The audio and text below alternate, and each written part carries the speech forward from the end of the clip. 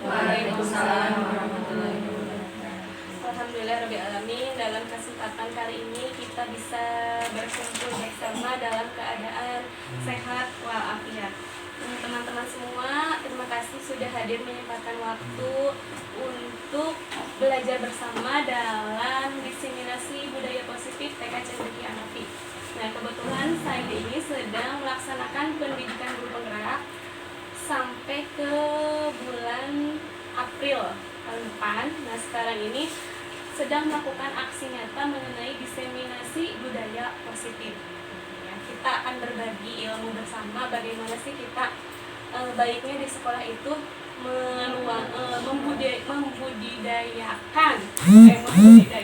memberdayakan budaya positif, Nah, teman-teman semua, apa sih yang terlintas di pikiran teman-teman semua setelah melihat atau membaca budaya positif? Coba, siapa yang mau mengemukakan pendapatnya? Apa sih yang terlintas dalam pikiran gitu ya ketika kita melihat atau membaca budaya positif? Boleh satu orang atau dua orang mengemukakan pendapatnya, apa itu budaya positif? Tapi kegiatan yang biasa dilakukan di lingkungan, tapi yang positif gitu. Siap, itu betul sekali, sudah betul. Jadi kebiasaan yang ada di lingkungan yang bersifat positif. Iya, bersifat positifnya itu berupa lisan, tingkah laku gitu ya. Kalau di lingkungan kita sebagai pendidik anak usia dini gitu ya, dan pembiasaan itu adalah kunci kita gitu ya. Kita tidak bisa mengajarkan ini harus seperti ini harus seperti ini, tapi kita mengajarkan peserta didik kita itu dengan pembiasaan baik gitu. Nah, itu budaya positif, betul sekali. Nah, untuk pertemuan kali ini, apa sih yang akan kita bahas mengenai atau yang akan kita ambil dari budaya positif itu sendiri? Nah, ada 8 yang akan kita kupas mengenai budaya positif. Yang pertama ada tujuan pembelajaran, yang kedua disiplin positif, yang ketiga nilai-nilai kebajikan, yang keempat kebutuhan dasar manusia, kelima motivasi perilaku manusia, yang keenam posisi kontrol guru. Nah, ini yang paling penting, kita akan melihat nanti ya posisi kita itu sebagai guru itu ada di mana gitu. Terus yang ketujuh ada keyakinan kelas. Nah, ini juga baru, tapi ini diambil dari peraturan. Nah, sekarang bahasanya lebih halus. Dan yang terakhir ada segitiga restitusi. Apa itu segitiga restitusi? Nanti kita akan bahas bersama-sama. Lanjut, kita akan mulai dari tujuan pendidikan.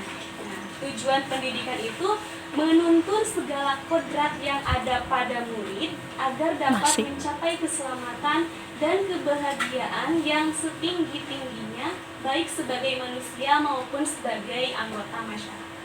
Nah, jadi sekarang itu kita sebagai pendidik itu tidak bisa menjadikan anak sebagai A, gitu ya. Tidak bisa menjadikan anak B atau tidak bisa menjadikan anak C. Nah, kita itu menuntun. Tugas kita itu sekarang bukan hanya mengajari atau mendidik, mentransfer ilmu, bukan itu gitu ya. Kalau dulu kan hanya mentransfer ilmu, 1 kali 1 hasilnya berapa, 2 kali 2 hasilnya berapa. Nah, sekarang itu tidak. Jadi kalau sekarang itu kita menuntun anak, mengarahkan. Nah, anggap saja anak itu masuk ke sekolah kita itu dengan coretan kertas yang warna-warni. Kalau dulu kan menganggap anak kita itu kertas kosong ya. Jadi kalau menganggap anak itu kertas kosong, maka kita akan semena-mena semau kita mau menggoreskan apa gitu di kertas tersebut, pada anak tersebut itu kita ingin menjadikan apa. Kalau sekarang itu kita tidak bisa seperti itu. Jadi anak itu datang dengan warnanya sendiri. Nah, tugas kita itu menebalkan si warna itu gitu ya, menebalkan si warna itu. Misalkan merah, ya kita pertebal jadi merahnya merah yang pekat lah gitu, yang kuat gitu dengan karakter dia gitu, sehingga dia nanti akan mencapai kebahagiaan dan keselamatan gitu. Istilahnya seperti ini ya. Kalau dulu kan misalkan si A jago bahasa Inggris, lemah matematika, maka kalau dulu bahasannya yang dikejar adalah matematikanya, yang diterus gitu ya, diulang-ulang, ditambah-tambah. Kalau sekarang itu enggak, yang terus dipoles itu adalah bahasa Inggrisnya, yang menonjolnya, bakatnya yang dipunya. Nah itu tugas kita sebagai penuntun. Ada yang sekilas sudah mulai pencerahan mengenai tujuan pendidikan yang kita ajarkan di sekolah kita. Jadi kita fix ya, sekarang tidak ada lagi memaksakan kehendak kita kepada anak. Kalau toh misalkan anak hobinya menggambar, kita sedang belajar numerik angka gitu ya. Anak menggambar, kita jangan memaksakan, ini loh dia enggak gitu ya, tapi kita kamu kuliah sampai jam 11 orang. Iya. Kudu tidur lamar. Kita ngasih stimulus yang menurut kesukaannya anak tersebut. Dia kan sukanya mewarnai. Kita sedang belajar numerik nih. Kasihlah misalkan angka 4 atau apa yang sekiranya bisa dia warnai, tapi ada nilai numeriknya. Gitu. Jangan deh. Ayo kita belajar ini, tinggalkan dulu warnanya, enggak. Gitu. Jadi biarkan mereka melakukan segala sesuatu menurut keinginannya, kita yang memfasilitasi. Gitu. Itu tujuan pendidikan. Selanjutnya kita masuk ke teori konsep miskonsepsi tentang teori kontrol. Nah, di sini ya, miskonsepsi itu berarti pemahaman kita yang salah.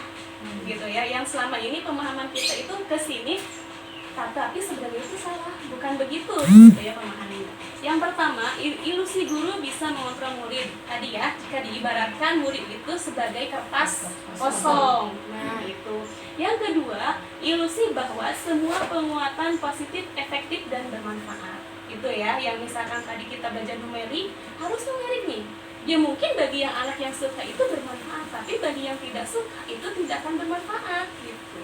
Terus yang ketiga, ilusi bahwa kritik dan membuat rasa bersalah mampu menguatkan karakter. Nah, misalkan anak datang terlambat. Kenapa dek terlambat? Kenapa gini? Misalkan apa? Kenapa suka merebut mainan temannya? Gitu. Terus membuat rasa bersalah itu, kadang kan kita berperilaku anak itu kita pernah melakukan anak ingin merasa bersalah gitu ya, sehingga anak itu menyadari. Tapi itu nanti akan bahas lebih lanjut ya, ada di poin posisi kontrol sebagai guru. Ini sekilas ya. Yang keempat, ilusi bahwa orang dewasa berhak memaksa. Nah, kita di sini kan posisinya orang dewasa ya, orang dewasa. Itu bahwa kita di era pembelajaran seperti ini, di kurikulum merdeka itu semua ini yang 4 ini adalah hilang. Intinya kita kembali lagi bahwa kita itu adalah sebagai penuntun. Jadi tidak ada lagi tuh pemaksaan terhadap anak, apalagi anak usia dini. Itu kan orang tua untuk ikut campur maksa. Iya. Terus menyikapi apa? Terbelenggu ya kita juga ya. Orang dikasih saran dia nya. Nangis nih neng kalau jadi cerik ke mamanya. Tapi guruna mah udah dibiarin ya, ada orang terserah.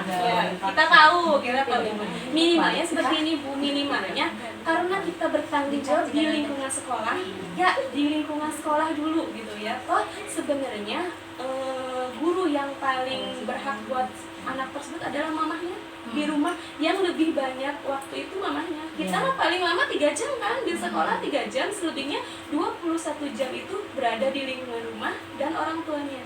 Nah, jadi kita itu berpikirnya jangan terlalu maksa, jangan terlalu tinggi. Oh nanti gini ya, saya nggak berhasil dan sebagainya. Enggak.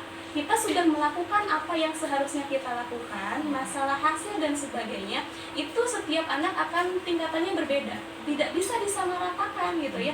Ada yang cepat nangkap, ada yang rendah, ada yang sedang. Ayah nubari mainnya, tapi ibaratnya gini, kalau misal nanti ada misalkan iya, sebuah garis gitu ya, ketuntasan belajar, kita tidak bisa menyamakan ketuntasan itu untuk seluruh murid kita.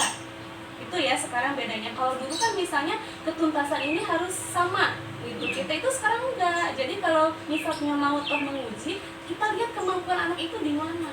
Kalau segini level anak 1 ini kemampuan segini, maka kita mengujinya di sini.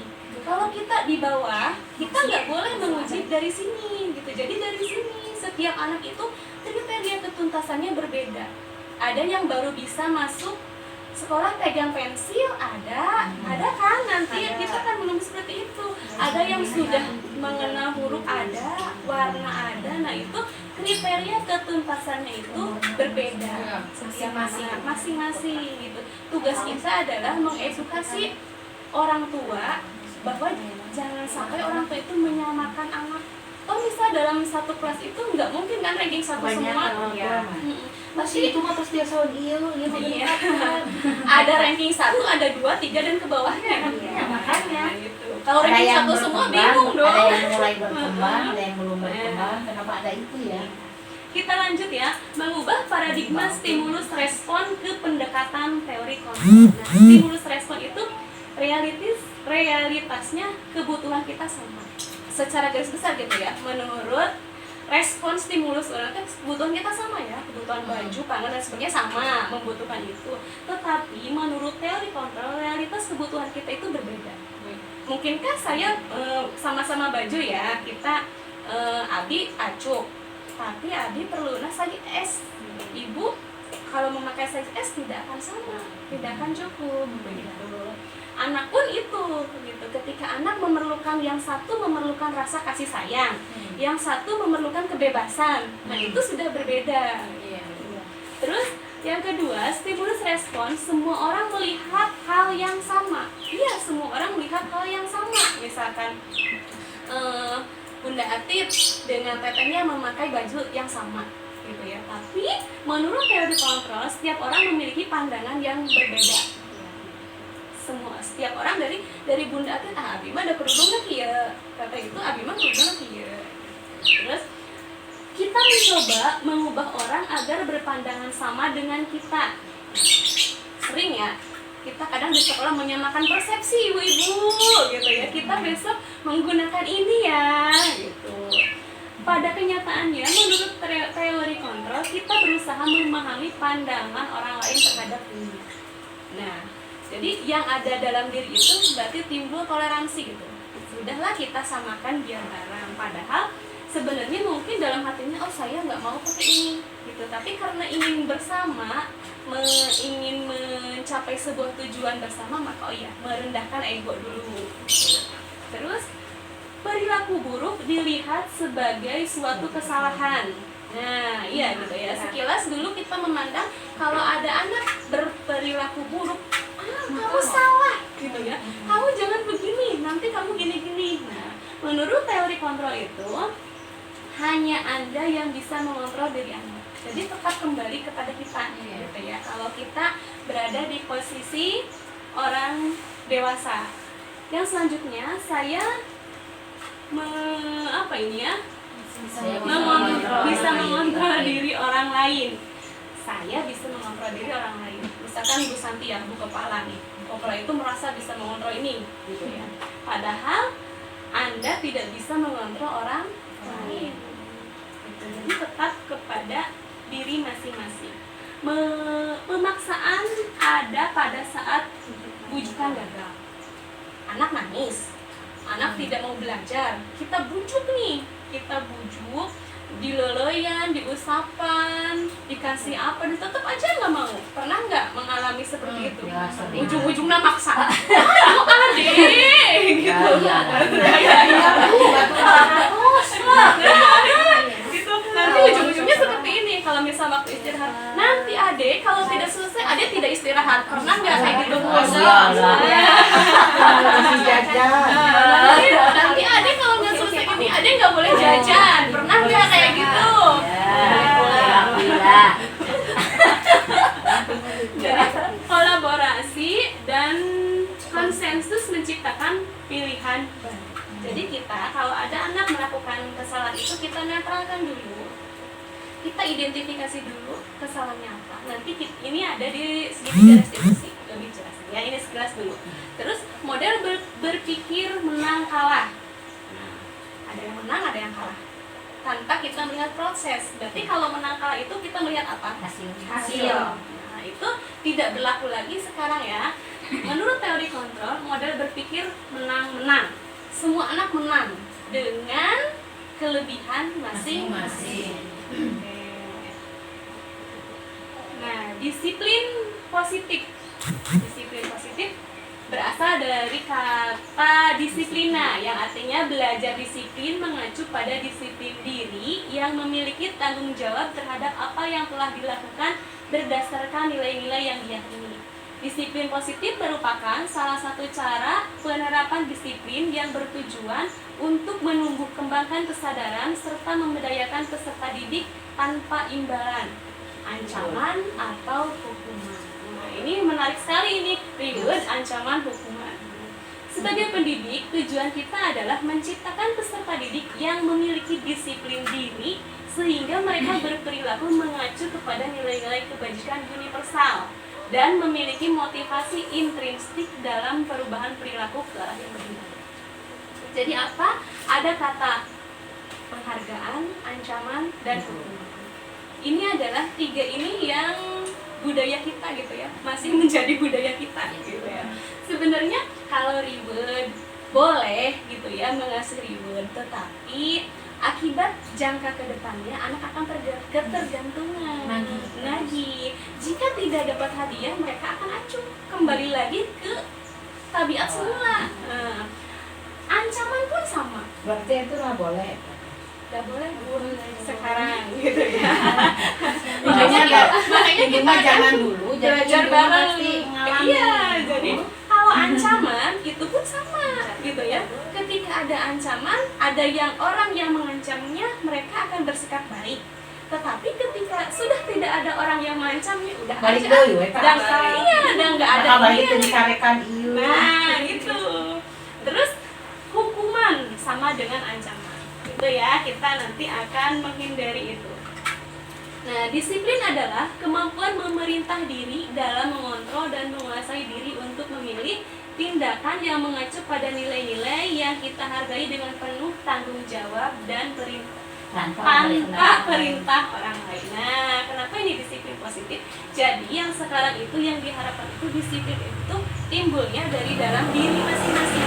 Jadi si anak itu atau kita sebagai orang dewasa menyadari gitu. Jadi ketika tidak ada yang mengancam, ketika tidak ada hukuman, ketika tidak ada yang memberikan hadiah pun akan tetap berdisiplin positif. Di punten, buka Iya. di alam, Bisa mau ada apa? duitan, maju Ya, itu. sama bibir tomokan. Bisa mau ada kunjungan ke sekolah kita gitu ya. Besok ya ada supervisi ke sekolah kita kan biasanya sibuk ya mempersiapkan ini itu Apa sebagainya. ketemu acan. Ya. Yang biasanya kebiasaan yang tidak ada pun diada-adakan gitu ya. Yang ibaratnya administrasi apa tidak ada diadakan gitu. Tidak duduk. Nah, tapi itu sehari tahun gitu ya. Setelah supervisi tidak akreditasi. Bunda curhat berarti itu ya. Curhat. Oke, kita lanjutkan. Sekarang masuk ke nilai-nilai kebajikan. Nilai yang disepakati bersama lepas dari suku bangsa, agama, bahasa maupun latar belakang. Berarti kita tidak melihat ini ya. Kita tidak membedakan dari mana anak tersebut berasal, sukunya apa, agamanya apa. Kan profil pelajar Pancasila. Iya kan kita sekarang lagi di sini Bunda. Makanya kita belajar bareng. TikToknya ngaliwatnya eta wae. Iya, makanya sengaja Bunda diundang biar kita belajar bareng. Oke, yang pertama nilai-nilai kebajikan dari seorang profil pelajar Pancasila. Nah, profil pelajar Pancasila itu adalah peserta didik kita gitu ya. Beriman dan bertakwa pada Tuhan Yang Maha Esa, berakhlak mulia, berkebinekaan global, gotong royong, mandiri, kreatif, dan bernalar kritis. Bisa kan nyanyinya ya? Bisa.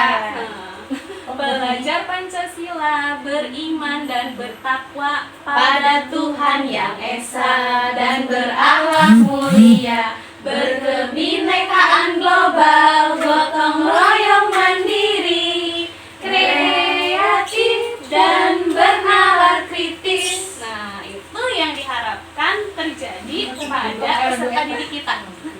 Terus yang selanjutnya ada PYP atau Ibo Primary Years Program. Di dalamnya termasuk ada toleransi, rasa hormat, integritas, mandiri, menghargai, antusias, empati, keingintahuan, kreativitas, kerjasama, percaya diri, dan komitmen. Itu sisi lain dari profil pelajar Pancasila itu, nilai kebajikannya itu. Dan yang terakhir, nilai kebajikannya ada keterampilan hidup atau life skill. Dapat dipercaya, lurus hati, mendengar yang aktif, tidak merendahkan orang lain, dan memberikan yang terbaik dari diri. Nah, selanjutnya ada kebutuhan dasar manusia. Kebutuhan dasar manusia adalah segala sesuatu yang kita lakukan untuk mendapatkan apa yang kita inginkan. Seluruh tindakan yang kita lakukan memiliki tujuan tertentu. Dan semua usaha terbaik yang kita lakukan adalah dalam rangka agar kebutuhan kita terpenuhi dengan baik. Baik teman-teman, ketika kita melihat kebutuhan dasar manusia, ada yang ingat nggak atau ada yang bisa menyebutkan nggak ada berapa kebutuhan dasar manusia?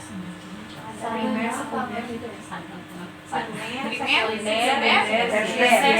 Oke, itu sudah betul. Ada yang lagi? Kebutuhan kita yang utama, yang semua orang itu pasti menginginkan tuh, sandang, pangan, papan. Ya, terus apa lagi? 5 kebutuhan dasar manusia. Sandang, pangan, papan, berarti makan, tempat tinggal, pakaian. Ya. Apa pakaian tersandang? Iya. Nah, itu sudah betul ya, semuanya berarti sudah memahami. Kebutuhan dasar manusia diglobalkan ada 5 secara umumnya, yaitu survival. Apa itu survival? Survival itu adalah bertahan hidup. Bertahan hidup masuk tadi sandang, pangan, papan. Nah, itu untuk bertahan hidup. Ada cinta kasih yang diterima.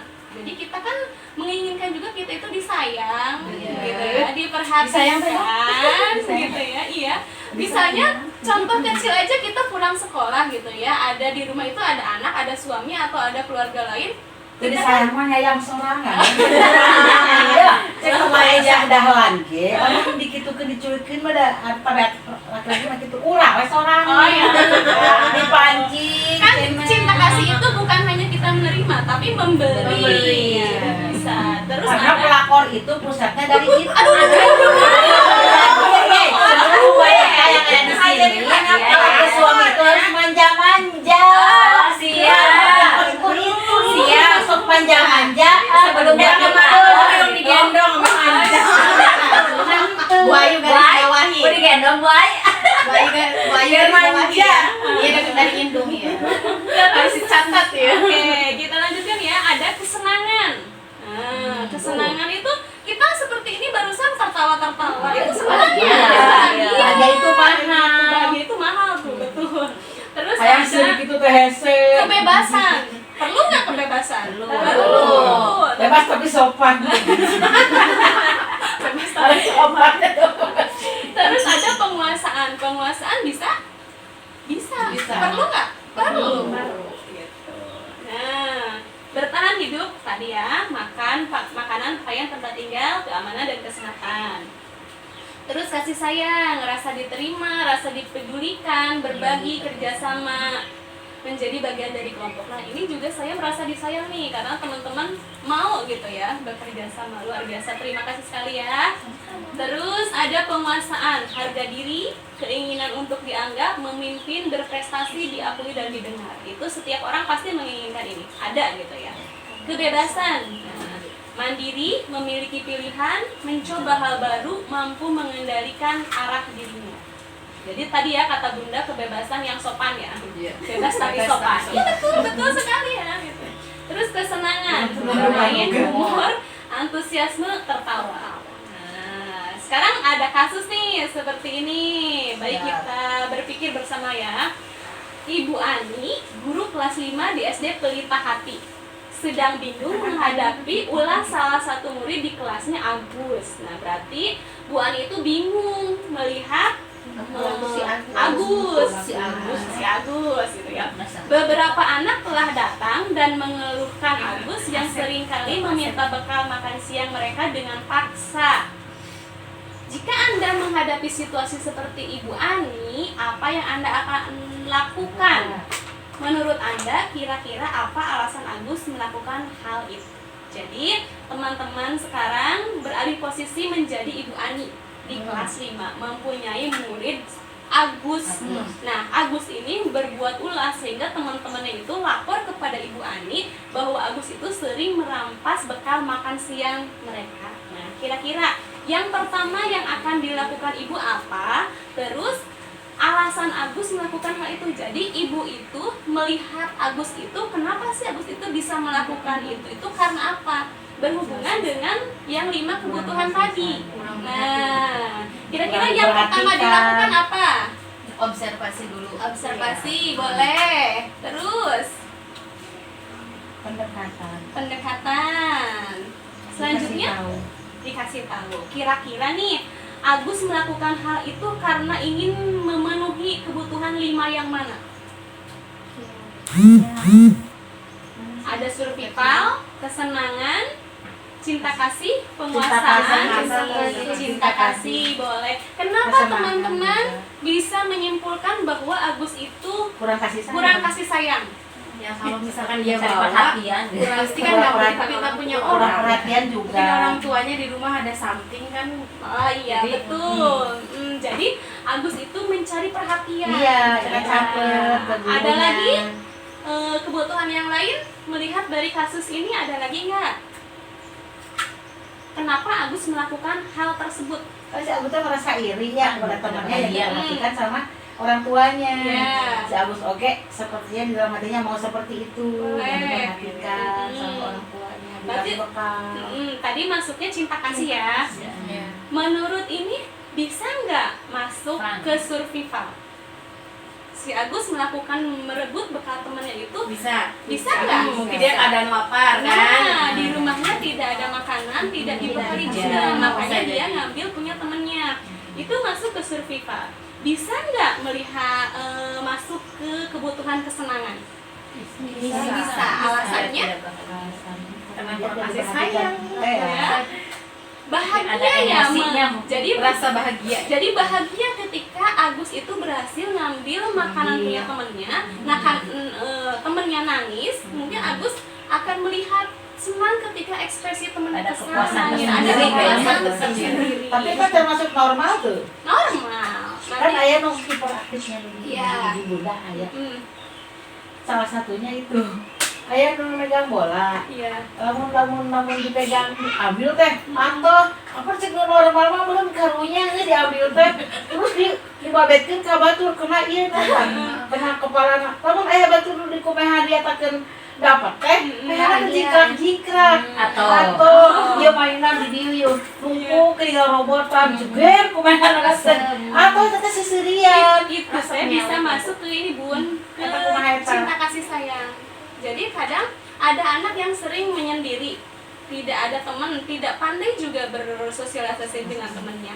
Kadang kan anak cuek gitu ya, cuek mau apa dan sebagainya. Ketika menurut kita mungkin ya orang yang Roma dia itu sedang dibully gitu ya, ibarat kerennya sekarang gitu ya. Dia itu sedang dibully oleh temennya, tapi kok dia merasa senang gitu. Nyaman. Dia menganggapnya itu bukan sebuah bulian. Dia menganggapnya dia itu diperhatikan oleh temennya, Senang, diajak gitu. Jadi ayo dia menanggapi senang. begitu Nah, itu. padahal mah kurang ajar Ada yang menanggapi gitu. Terus kasus ini Agus ini bisa nggak masuk ke penguasaan? ya bisa Bisa Menguasai ya, kan, dia pengen karena dia menguasai. itu menguasai kan. Kebebasan bisa? Bisa. Jadi dia mungkin bekalnya itu saja, bekalnya mie telur aja. Melihat punya padahal mah temennya teu sabaraha di rumah Iya. di beureum sok aya melihat temennya ada ini dia pengen. Iya. Wah, teman-teman hebat. Ya, oke, kita lanjutkan. Lo kok nggak mau? Emang berasa dia berkuliah gini ya. Ayah yuk, yuk. Ah, belah nanti baru lagi ke sore apa? Sebentar. Pokoknya mah ayah nu kuliah ngaran ngumpul ke mana ijazah. Ah, Kali ayah 20 juta Awon, bulan. langsung itu awon. Oke. Coba cek waktu. Ini ya, ini jawaban-jawaban yang sudah teman-teman tadi kasih. Ternyata betul sekali ya. Ketika Agus, jawaban Agus karena ia lapar dan orang tuanya tidak membawa bekal makanan siang, kebutuhannya adalah bertahan hidup. Iya. Jadi dia mengambil.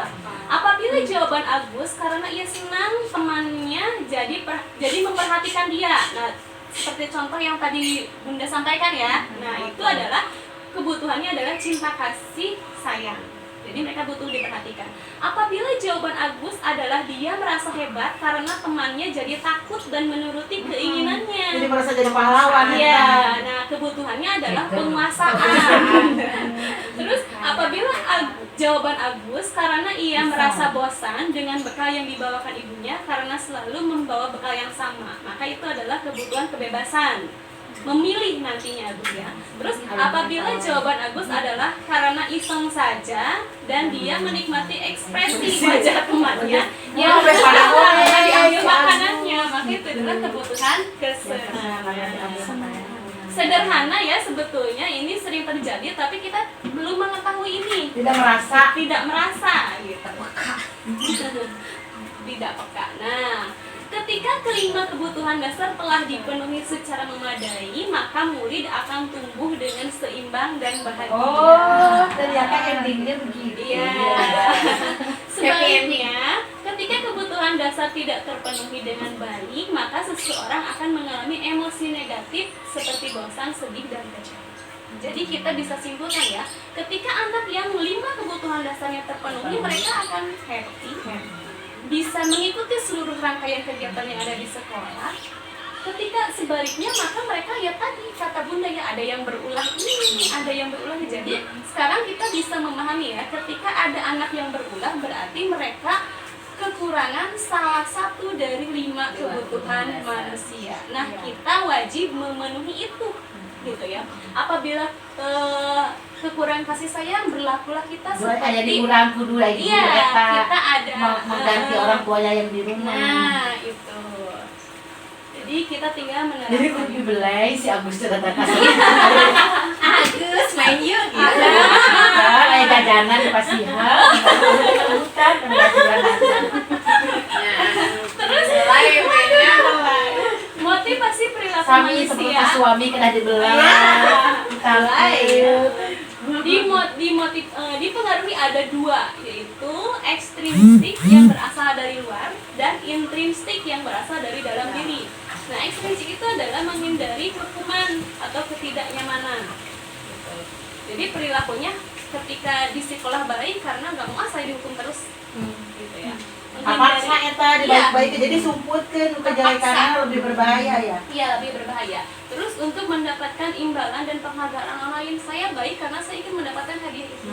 Makanya kenapa tadi di awal hindari reward dan ancaman atau hukuman. Nah, yang bagus itu motivasi intrinsik yang berasal dari dalam diri, yaitu untuk menjadikan orang yang mereka inginkan dan menghargai diri sendiri dengan nilai-nilai yang mereka percaya. Jadi ketika sudah ada motivasi intrinsik, dimanapun, kapanpun mereka berada, insya Allah perilakunya akan terjaga. Motivasi hal itu Intrinsik. Intrinsik itu dari dalam. Kalau intrinsik itu dari luar, dipengaruhi dengan hukuman dan imbalan.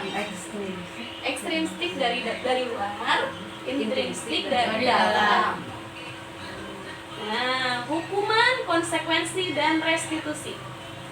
Hukuman itu biasanya tidak terencana atau tiba-tiba. Ya kayak kita kan situasi di sekolah itu kan tidak sama setiap hari. Tiba-tiba nama apakah nakal Ya. atau tidak? Terus murid tidak tahu apa yang akan terjadi, tidak dilibatkan. Kalau hukuman kan berasal dari salah satu pihak, gitu ya. Terus bersifat satu arah, yaitu dari satu pihak itu tujuannya mungkin bagus untuk menstop, gitu ya, menstabilkan, tapi caranya belum tepat.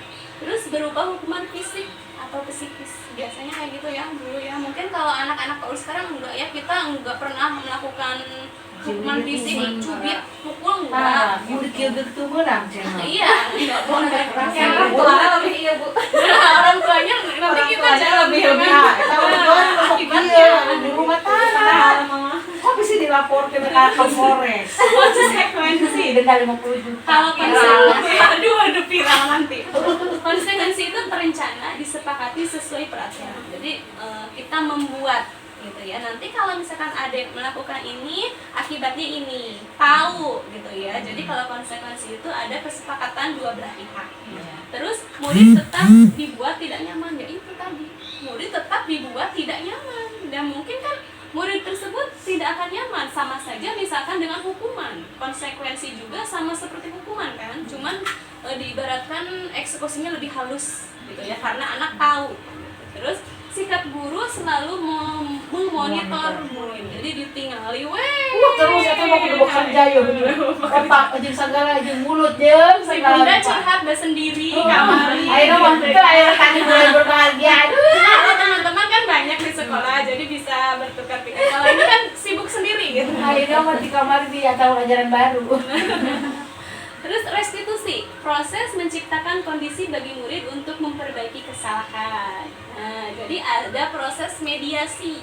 Mediasi terlebih dahulu, kenapa ada yang melakukan itu, tujuannya apa gitu. Terus kita nanti akan bertanya, adek kira-kira kalau melakukan itu betul apa salah, baik atau tidak. Gitu. Terus proses kolaboratif yang mengajarkan murid untuk mencari solusi sendiri. Nah, di situ ketika kita berbincang, kita mengajukan pertanyaan-pertanyaan stimulus yang nantinya si anak itu bisa menemukan jalan keluarnya sendiri. Gitu. Nanti ada di segitiga restitusi. Nah ini yang paling penting ini. Mari kita belajar teman-teman. 5 posisi kontrol guru. Kira-kira nih, ayo belajar dalam hati kita. Ingat-ingat kita ada di posisi mana sekarang? 1 penghukum, 2 pembuat merasa bersalah, 3 teman, 4 pemantau, 5 manajer. Silakan tentukan. Saya berada di posisi mana? Dan nomor 3. Nomor 5. Teman. 5 juga. Kalau aku mah kadang-kadang. Iya. Kadang nomor 2, kadang nomor 3 gitu. Kadang nomor 4 gitu. Jadi enggak konsisten gitu di antaranya. Membuat bersalah juga pasti ada kalau Ada, pulang. iya. Misalnya tadi kita ngebentak, Iya. ya pasti kan ada bersalah-salahnya. Satu kondisi. Kalau menghukum mah ya realin saja sih menghukumnya. Paling doa-doa gitu. Lagian anak-anak sekarang gini, Neng. Misalnya lempar bola yang jatuh dihukum ya. Giliran yang jatuh kayak bu guru, ibu dihukum ya. Ambil ibu baca cina. Tapi misal kayak gini nih, ketika ada anak melakukan sebuah kesalahan. Nah, pernah nggak teman-teman melakukan seperti ini? Misalkan datang terlambat. Kalau dulu SD ya, pengalaman kita aja, SD kita SD, SMP, SMK gitu ya. Ketika kita terlambat, pernah nggak guru menyuruh tuliskan kata saya tidak akan datang terlambat selama 100 misal. Pernah? Belum pernah. Atau ketika ada terlambat, boleh ngaji 1 juz. Belum. Nah, kira-kira hal sederhana itu masuk ke posisi mana? Penghukum. Sejatinya katanya seperti ini menurut kemarin ketika saya sudah belajar. Posisi penghukum dan pembuat rasa bersalah itu adalah level guru paling bawah.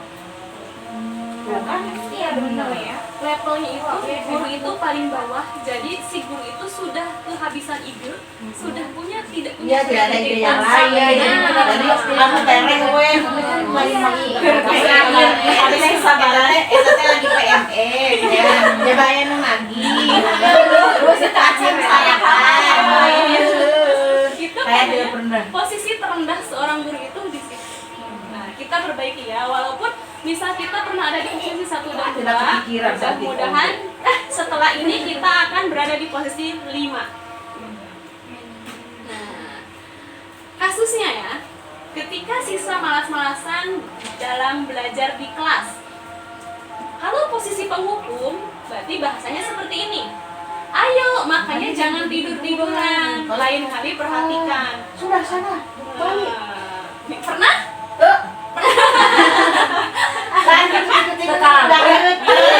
Cuma tidak begitu bahasanya.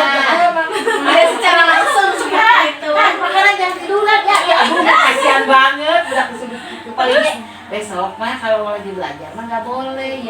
boleh jajan dulu paling gitu. Nah, sekarang itu kita itu hindari kata jangan, Ya, tidak boleh, itu hindari.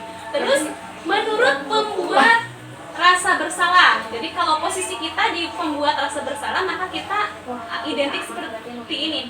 Gimana kamu ini? Kamu tidak kasihan sama ibu, gitu ya. Ibu sudah capek-capek mengajar. Tidak kasihan sama ibu. Nggak pernah semua nggak pernah ya. Oh, nggak pernah, alhamdulillah. Udah lama tuh. Itu mah sudah era zaman dulu ya. Anak budak kata anak orang kan incunak anak berkandidat tenggelis seberapa main geus anak sorangan. Udah itu satu guru curhat. Tahu sebagai anak. kan. Ayo dong perhatikan pelajaran yang ibu terangkan. Bisa seperti ini? Sebagai teman tadi bisa sih. Iya kan cuma susahnya yang susah. Susah ya. Nah, paling kita coba lihat di sini, matanya lihat ke ibu, paling ke depan. Terus kalau posisi guru itu sebagai pemantau, coba jawab pertanyaan nomor 3. Maju ke depan dan kerjakan di papan tulis. Terlalu ini ya. Terlalu tinggi. Terlalu di sini. Agak jauh. Mungkin bagi kita di usia dini ini nggak ada ya. Mungkin SD, SMP atau jenjang selanjutnya itu ada. Nah, yang sebagai manajer itu, apakah kamu tahu kesalahanmu? Kira-kira bagaimana kamu bisa memperbaiki kesalahan? Nah, ini adalah posisi yang diharapkan sebagai guru. Jadi manajer itu akan mengidentifikasi masalah tersebut, memanage, terus akan memberikan solusi sampai selesainya masalah. Itu adalah manajer. Nah, coba kita akan tes ya. Ketika ada kata seperti ini, saya kecewa sekali dengan kamu. Kira-kira posisi apa ini? Memberi rasa bersalah. Yang pertama tadi. Kita keep ya, ada yang nulis satu orang. Sepakatnya ini jawabannya apa? Tadi ibu bilang pemberi rasa bersalah. Setuju nggak teman-teman? Kalau ada kata kalimat saya kecewa sekali dengan kamu, kira-kira posisi ini apa? Silakan tulis jawabannya sendiri-sendiri. Boleh, kita berpikir sambil biar kita memahami posisi kita itu. Lihat lagi yang di atas. Yang 5. Oh. Ya. Maksudnya mau dibayangin kemana gitu. Ya, tekan. 5 pilihannya itu loh. Oh, 5. Ini. Jadi kemana bayangannya gitu. Apa ya tadi pertanyaannya? Saya kecewa. Saya kecewa sekali dengan Saya kesal dengan kamu. ya. Teman. Sudah? Sudah. Oke deh. Jawabannya aja. Saya kecewa sekali dengan kamu. Sudah ya? Sudah. Yang nomor 2. Kamu tidak pernah benar melakukannya. Ada di posisi mana? Nah, ada di posisi mana ini? Kamu tidak pernah benar melakukannya. Kamu tidak pernah benar melakukannya. Kalau ada guru yang mengatakan seperti itu, maka posisinya adalah sudah? Sudah. Yang ketiga, ayolah lakukan demi Bapak Ibu ya. Ayolah lakukan demi Bapak dan Ibu ya.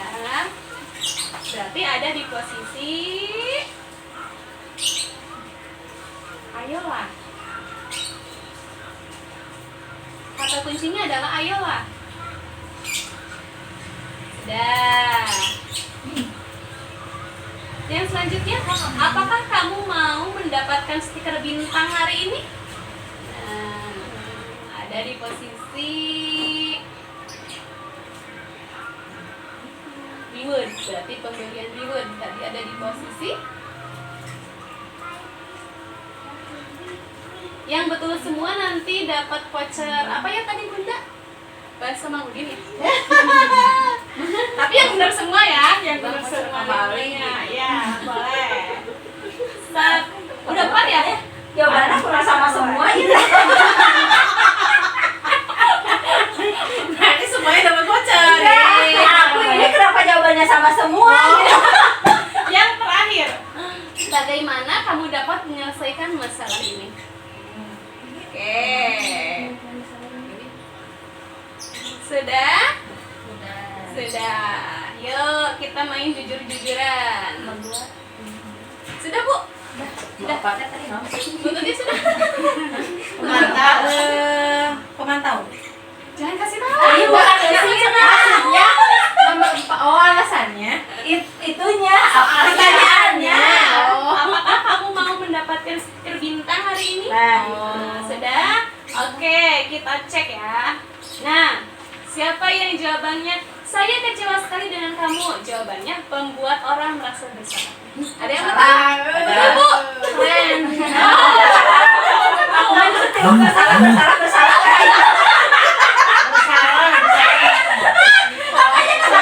Semuanya sama jawabannya.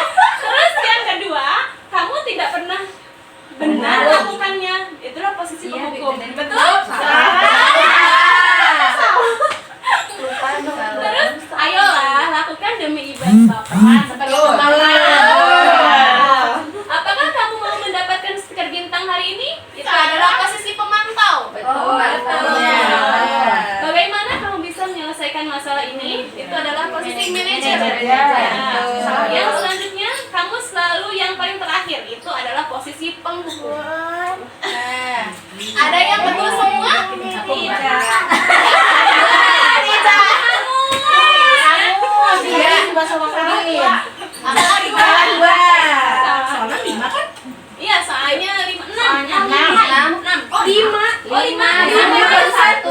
Baru ada 5. Yang terakhir enggak? Belum. 1, 2, 3, 4, 5, 6. Nah, barusan yang dilihatin baru 5. Iya. Makanya yang di atas. Berarti bagaimana kalau misalnya Yang bawah ini belum. ke situ? Yang ini belum. Belum. Oh, ya udah bonus satu. Coba ada yang betul. Salah hijau. Ada yang betul 5 enggak? Enggak Ada. Pocongnya hangus berarti. Lah, egois mah. Enggak harus sebenarnya Bu semuanya dikasih ya Bu. Kita lanjutkan. Nah, budaya positif itu adalah dipengaruhi dari yang pertama itu peraturan kelas, keyakinan kelas, dan lingkungan positif serta budaya positif. Nah, keyakinan kelas. Mengapa keyakinan kelas? Mengapa bukan peraturan kelas? Siapa yang di sekolahnya, di kelasnya punya peraturan kelas?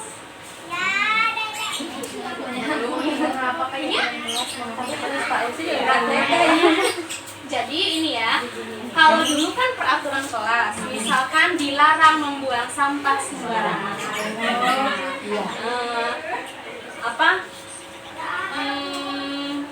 Gunakan masker, misalkan. Cuci tangan. Cuci tangan. Pakai sabun sebelum masuk kelas. Kalau peraturan kelas itu bersifat bahasanya katanya negatif atau perintah. Jadi anak mau tidak mau harus melakukan Harus. itu. Kalau keyakinan kelas itu berasal dari diri sendiri dan awalnya itu dari peraturan kelas.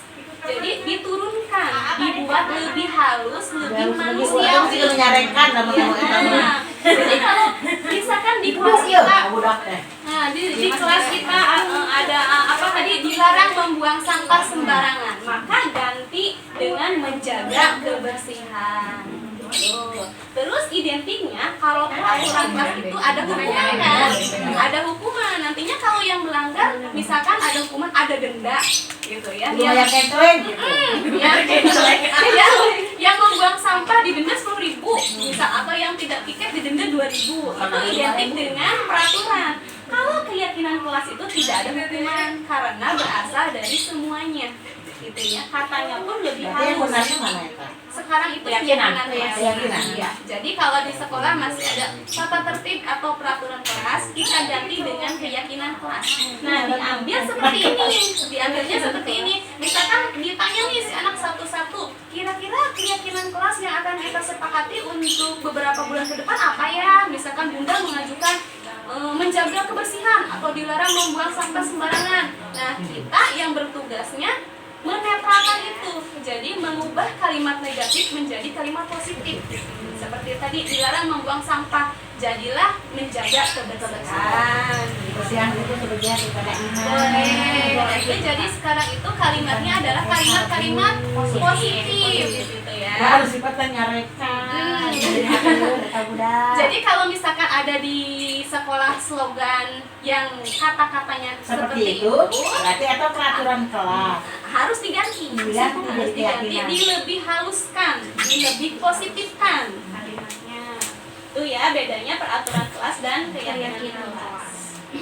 Nah, pembentuk keyakinan kelas itu bersifat abstrak, berupa pernyataan universal, jadi ruwet gitu ya. Kata-katanya tidak panjang atau lebar, Simple, tinggi, simple. padat dan jelas. Iya, terus dibuat dalam pernyataan positif sedikit saja agar mudah diingat, sesuai dengan kondisi kelas dan sekolah sehingga mudah diterapkan. Semua warga sekolah, warga kelas dilibatkan saat membuat keyakinan kelas. Ya, ditanya satu-satu itu pengennya seperti apa. Nah, nanti tugas kita adalah mengambil kesimpulan dari semua anak yang sudah menyatakan keyakinan kelas. Perbedaan yang utama adalah tidak ada hukuman. Nah ini, contoh peraturan dan keyakinan ya. Selalu kembalikan buku ke tempatnya. Itu kalau peraturan. Kalau keyakinan, tanggung jawab. Gitu. Kalau dilarang mengganggu orang lain, nah itu peraturan ya. Kalau keyakinan, menghormati orang lain dan diri sendiri. Jadi bahasanya itu dibuat lebih positif, lebih halus. Gitu. Hadir di sekolah 15 menit sebelum pembelajaran dimulai. Kalau keyakinan, menghormati orang lain, komitmen pada tujuan. Yang peraturan, dilarang melakukan apa ini? Kekerasan. Nah, kalau keyakinan kelas, keselamatan, menghormati orang lain. Terus dilarang menggunakan narkoba. Kalau keyakinan kelas, kesehatan atau jaga kesehatan gitu. Bergantian atau menunggu giliran. Keyakinan kelasnya menghormati orang lain atau kesabaran. Gunakan masker. Nah, itu kan kata perintah ya. Nah, jadi dibuat menjadi kesehatan atau keselamatan. Jangan berlari di kelas atau koridor. Keyakinan kelasnya keselamatan dan apa itu ya? Terlihat. Terlihat. Di situ kan ada. Oh, Masya Allah, iya ini keamanan. Sama ayah itu cucunya. Keamanan. Si monyet. Jadi teman-teman, ini adalah salah satu yang penting ya, yang harus diterapkan di sekolah kita masing-masing. Maka kita akan merubah kalimat-kalimat negatif menjadi kalimat positif. Apakah terlalu banyak orang yang sakit hati aja, nah jadi itu harus haluskan. Masing-masing. Nah ini segitiga restitusi tadi. Jadi segitiga restitusi itu suatu proses dialog yang dijalankan oleh guru agar dapat menghasilkan murid yang mandiri dan bertanggung jawab. Tahapannya adalah menstabilkan identitas, validasi tindakan yang salah, menanyakan keyakinan. Jadi ketika ada anak melakukan kesalahan, kita tidak boleh langsung kamu berbuat salah, kesalahanmu ini nanti dapat merugikan ini, akibatnya ini. Jadi kita sekarang itu kalau ada anak misalkan itu tidak akan bisa dihindari ya, pasti ada aja gitu anak entah itu yang mukul temennya kalau lagi bermain, ngambil mainan temennya atau buku dan sebagainya, itu pasti akan ada. Nah berarti sekarang tahapannya seperti ini, sederhananya seperti ini. Kita panggil anak tersebut. Kalau 2 orang anak yang berebut berinteraksi, kita panggil satu-satu. Misal, kalau kasus di saya itu kemarin ada anak yang mukul mata temannya karena rebutan ayunan. Nah, kita tanya dulu yang pertama, misalkan yang memukul, kita panggil ke kantor, tapi harus berdua ya, tidak boleh ada orang lain. Kalau segitiga restitusi penyelesaian masalah yang sekarang itu seperti ini, tidak boleh ada orang lain melihat karena itu adalah pribadi dia gitu ya, privacy. Kita harus menghargai itu juga gitu ya. Kita tanya, adek tadi melakukan apa gitu, tadi adek kenapa gitu. Ibu dengar tadi mendengar laporan dari ibu ini, misalkan adek memukul mata teman adek, kenapa gitu. nanti anak akan menjelaskan, ibu saya mau ayunan tapi tidak dikasih. Itu ya, berarti itu adalah pertahanan dia gitu ya. Kita tidak bisa menyalahkan pembelaan diri dia gitu, dia bertahan. Terus selanjutnya, menurut adek, memukul teman adek itu salah enggak? Dia pasti akan menjawab salah gitu. Terus kalau sudah seperti itu, kalau dia sudah merasa perbuatannya itu salah, kita tanyakan tuh keyakinannya. Lalu kalau adek sudah berbuat salah, harusnya adek ngapain? Dia akan menjawab sendiri harus bersikap seperti apa. Nah, itu yang dinamakan segitiga restitusi. Jadi kita tidak boleh menjudge langsung bahwa si anak itu bersalah, tapi kita harus menjaga privasi anak tersebut. Panggil gitu ya. Itu. Setelah satu anak itu selesai berarti ya, dia sudah tahu nih nantinya kita akan melakukan apa. Yang satunya lagi yang dipukul matanya. Adek kenapa tadi nangis? Misal gitu ya, kata ibu ini tadi adek nangis, kenapa? Saya dipukul matanya, sakit oleh misalkan Riko gitu ya. Nah terus kira-kira Riko melakukan itu karena apa, Dek? Gitu. Adek nggak mau minjemin ayunan. Nah dia kan akan dengan sendirinya dia mengutarakan kesalahannya gitu. Terus stabil divalidasi tindakannya. Kira-kira adek kalau misalkan ada teman mau pinjam mainan, boleh nggak? Gitu. Boleh. Kenapa? Kan kita itu harus berbagi, misal dan sebagainya seperti itu. Setelah validasi tindakan yang salah, tanyakan keyakinannya. Ketika tadi adek tidak meminjamkan mainan, ayunan gitu, kira-kira adek harus ngapain? Pasti anak harus minta maaf. Nah, setelah selesai, yang anak 1 dan 2 itu direstitusi, distabilkan, baru dipertemukan maafan. Nah, itu adalah trik. Jadi, jangan sekali-sekali ketika anak melakukan salah di depan teman-temannya kita jangan. Tiap hari ya sama. Tapi kalau Ya minta maaf. Bisa, boleh. Itu psikologis mengajarkan. Tapi kan ini kan kembali lagi ke psikologinya ya, psikologinya. Kita kan sekarang udah belajar ini, gitu ya. Kalau kita itu kan guru itu adalah pembelajar sepanjang hayat, gitu ya. Akan selalu ada perubahan-perubahan ilmu baru. Nah ini adalah salah satu yang terbarunya ini, gitu ya. Jadi jangan sesekali kita nanti ketika ada anak melakukan kesalahan kita tegur langsung, gitu. Ataupun mungkin sekarang kita sederhananya anak salah, ini salah berantem, ayo maafan gitu, tanpa kita tahu kenapa si anak tersebut melakukan hal itu gitu. Ini ya, mudah-mudahan ini akan jadi pembelajaran yang positif gitu buat kita ke depannya. Selanjutnya, nah, menstabilkan identitas. Ini sudah ya tadi, ini juga sudah, ini sudah. Nah, ini contoh penerapan segitiga restitusi tangga. Ini yang real tadi, pukul-pukul karena rebutan ayunan. Anak, kalau misalkan tugas anak guru penggerak SD, SMP, SMA itu mereka bisa men-setting gitu ya. Kejadian seperti itu mereka bisa men-setting, bisa diulangi, drama kan. Kalau saya nggak bisa. Saya anak TK itu susah, saya bisa pukul deh sih itu. Iya, saya tuh pengen seperti ini ya. Saya lagi diam, lagi mengamati gitu. Oh ini nih kasusnya ini. Saya tuh pengen ngambil foto aja, foto anak ini lagi rebutan. Nggak bisa. Nggak ada foto saya. Gitu. Soalnya kan terjadi secara tiba-tiba, ada kita lagi meleng itu kejadiannya. Terus nggak bisa disetting. Si anaknya tuh nggak bisa disetting gitu. Jadi kita wawancara di kantor seadanya, mereka akan jujur kok. Anak-anak itu akan jujur. Jujur anak kecil dulu sih. Jangan jujur Selalu gitu. jujur. Jadi tidak usah khawatir, tidak usah kalau mau melihat praktek yang sudah saya terapkan ini di YouTube Nah, sudah penutup, alhamdulillah. Dalam penerapan program disiplin positif, hendaknya guru memiliki standar kepribadian profesional. Nah, kita berarti ya. Dan sosial yang baik di mana guru mampu merefleksikan diri dalam posisi kontrol saat ini. Bagaimana perjalanan dirinya sebagai among belajar yang menuntun murid-muridnya menjadi insan yang mandiri, merdeka, dan bertanggung jawab sesuai dengan standar nasional. gitu ya. Jadi intinya kita itu sebagai guru bukan lagi hanya mentransfer ilmu, tapi kita sebagai penuntun memberi contoh yang baik sebagai manajer juga. Sudah, terima kasih. Salam sehat, salam bahagia.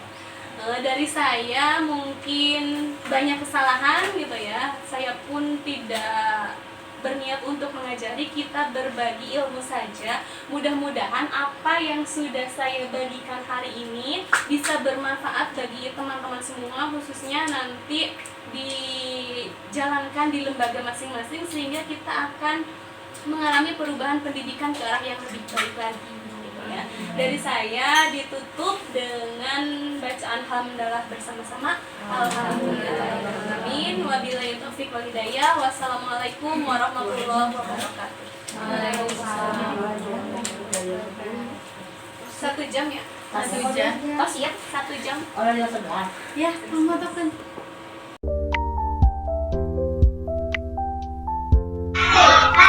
Oh, ya, ada sarapan ya? Sekali lagi, selamat pagi anak Mimba. Hari ini kita, ibu tanya dulu, siapa yang hari ini tidak hadir? Kakak mau nama? Izin hadir.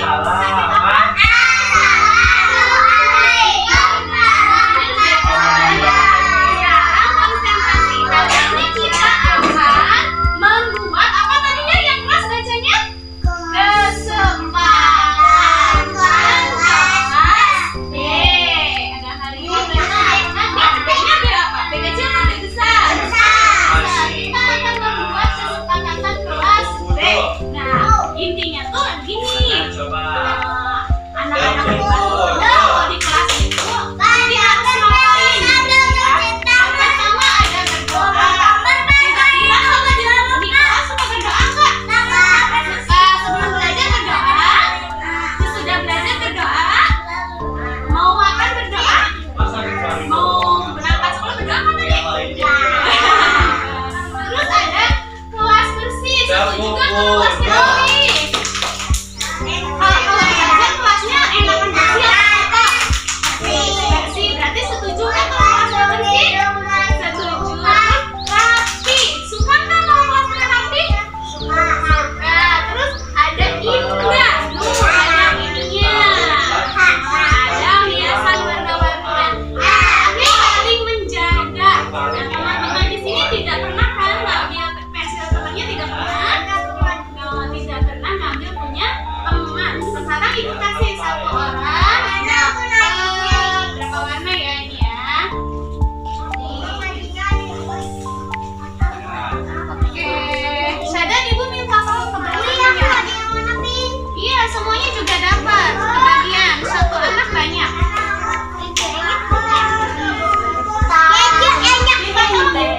Tadi siapa yang sholat subuh? Siapa yang belum dapat? Tadi siapa yang sholat subuh? Sekarang kita voting. Jadi kita milih dari Syada dulu yang setuju nggak kalau berdoa. Kalau setuju, nanti di sini boleh ditempel warna hijau. Ya, ada warna hijau, semua pegang warna hijau nggak? Yang hijau adalah berdoa. Yang pink ada pink. Pink itu kelas bersih.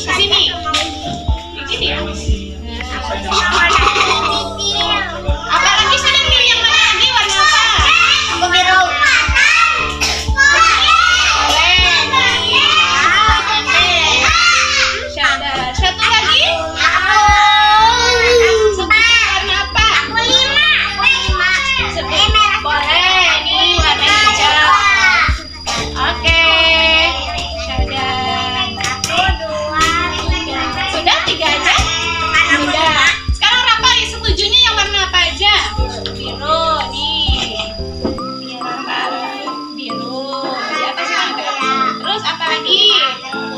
Pink, boleh. Nih. Rafa sukanya kelas bersih ya? Suka kelas bersih ya? Terus warna apa lagi? Merah. Mana punya Rafa? Dah? Lagi nggak? Ya, terima kasih. Terus Moza, ayo Moza. Dibawa ininya. Moza sama setujunya kesepakatan kelasnya warna apa? Biru, boleh. Biru. Berarti suka kelasnya yang indah ya? Terus warna apa lagi? Warna? Oh, hijau. Nih, doa. Iya, pintar. Kebalik ya? Kebalik. Terus apa lagi? Apa lagi? Pink, boleh. Apa lagi? Merah. Nih, merah. Jadi sarapan dulu. Ayo selanjutnya Mbak Gia. Mbak Gia, ayo. Gia kesepakatan kelasnya mau apa? Pink berarti kelasnya bersih. Boleh kan? Ya, terus warna apa lagi? Hijau berarti berdoa sebelum melakukan kegiatan. Pintar. Terus apa lagi? Kuning saling menjaga ya kelasnya biar aman. Oke. Apa lagi? Biru kelasnya indah ya. Kelasnya dia indah nggak sekarang? Ya. Terus? Belum? Oh semuanya setuju ya. Rapi. Selanjutnya Mbak Syafira.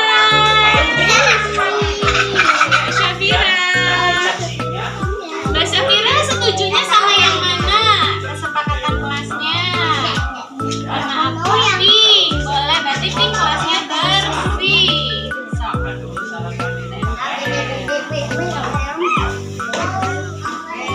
Terus yang mana lagi? Hijau. Berdoa sebelum melakukan kegiatan. Sama Sophia lagi nanti ya.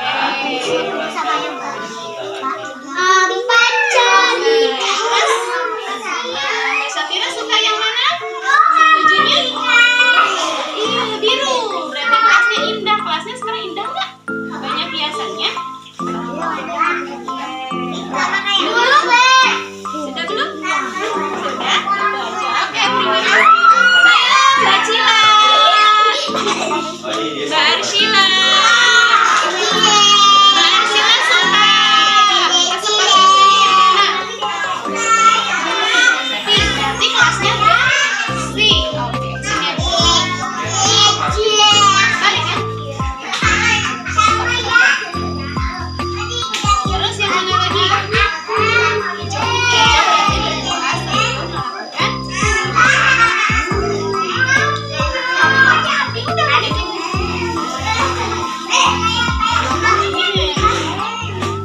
Terus saling menjaga. Aman ya? Udah dia tenang ya? Balik ya. Terus udah belum? Iya tuh.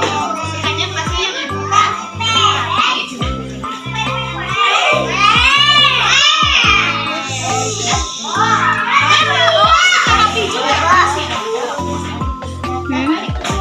Ya, selanjutnya Mbak Kalisa.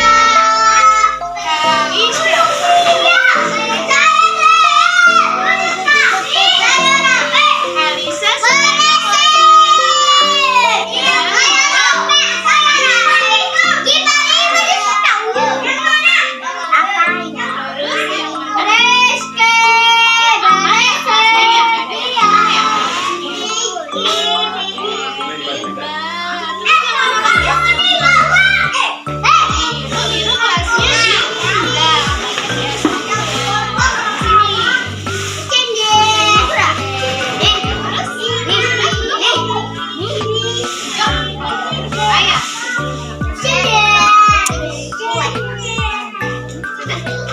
semuanya. Pak sama masuk kali di sini yuk. Nanti sembari bikin paket. Ayo, Mbak Arina. Ayo. Ampasnya di bawah ya. Ampasnya.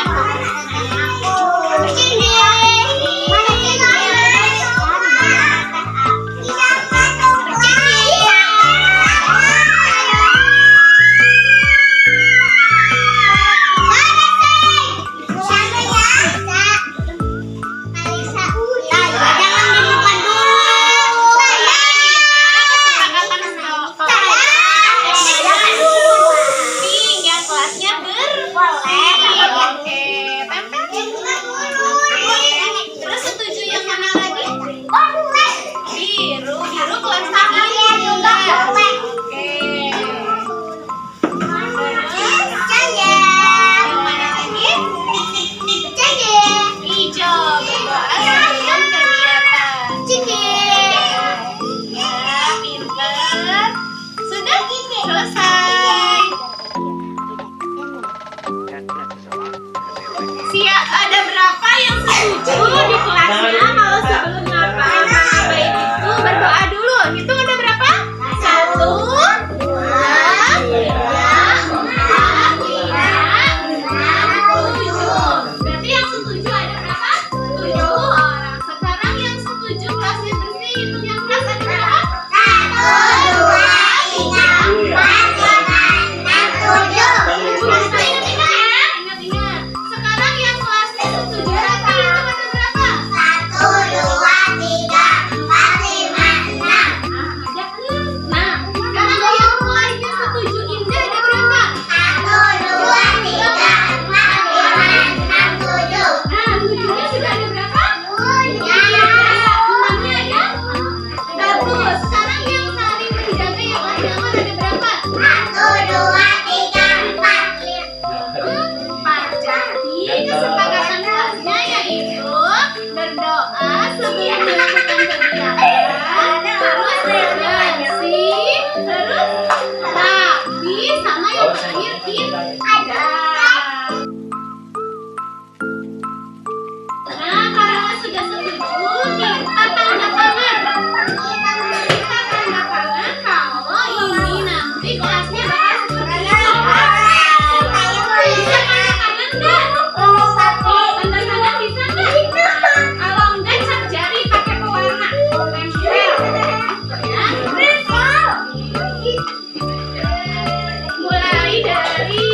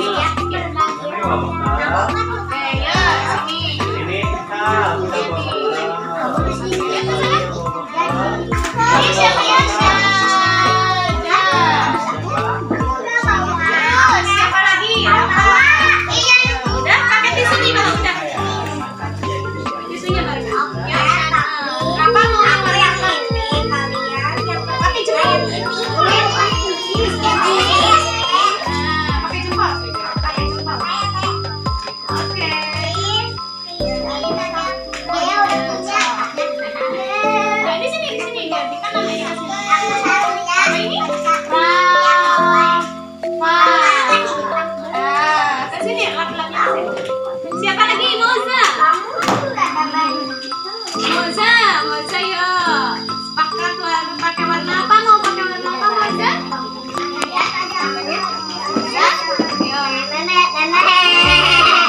Kesiniin dulu.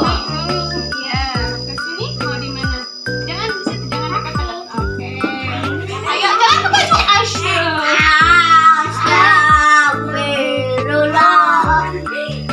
Ya, lapnya jangan ke baju ya. Lapnya ke sini kan udah disediain tisu sama ibu. Ya, mau warna apa?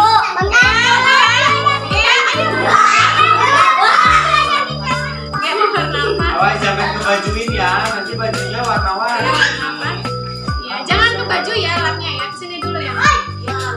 Nih.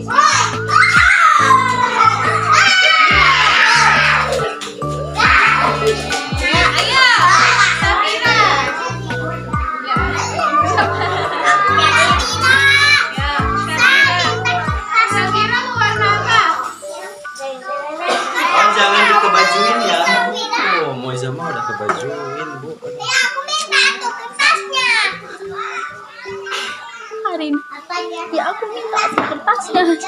Ayo, ya. Nah, kertasin dulu ke sini. Awas jangan kebajuin ya. Tuh Moza udah kena baju. Itu nggak bisa hilang loh. Syafira, selanjutnya Cila. Rapanya apaan sih?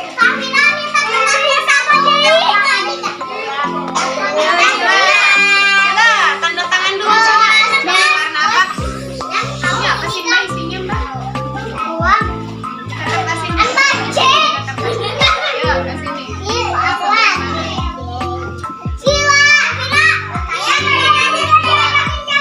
selanjutnya.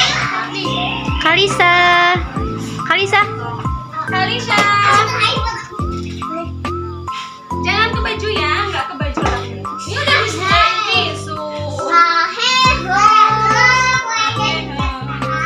Dua orang lagi. Siapa yang mau merasa? Ambil satu. Nggak apa-apa. Ini Mas. Siapa ini perempuan mau lagi nggak? Kita. Nih, Arina. Gimana? Gini. Arina. Arin. Arina, ayo. Cocok. Arina mau pakai warna apa? Pakai warna apa? Kita kesini dulu nih banyak. Jangan. Jangan digunting. Ini aja nih yang digunting.